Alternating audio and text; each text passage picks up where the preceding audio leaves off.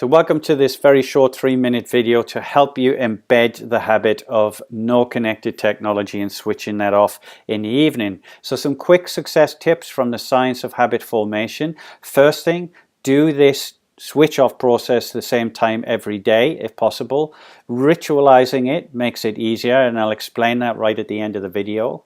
Only one change at a time, so don't try and make any other changes to your life on top of this, because your success rate then plummets enormously, and it may take more than 30 days to embed this habit, so please just be persistent.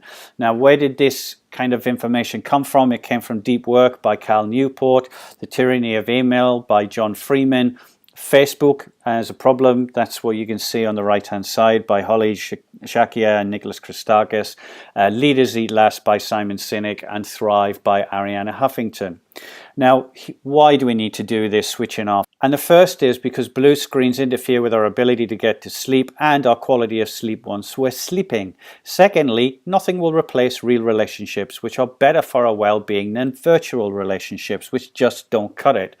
Whilst connected, we're still switched on, and the brain needs downtime.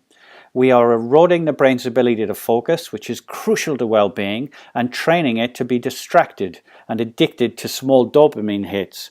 Now, that constant distraction and task switching is a major contributor to the production of stress hormones, so we need to kind of end that process. Now, how do we do that? At a specific time each evening, at least 1 hour before bedtime, turn off all phones, tablets, watches, laptops, and any other connected device.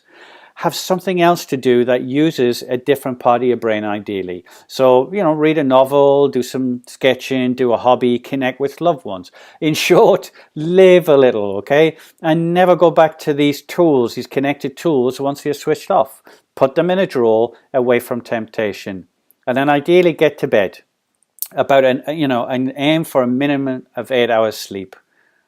Now, some top tips to make sure you're successful. Don't bring your phone to bed with you. Get an alarm clock.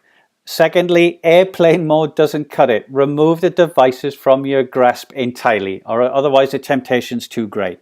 And if you feel a bit twitchy in the first week or two, it's okay. I did too. I just immersed myself in Harry Potter, all right? And whatever works, right?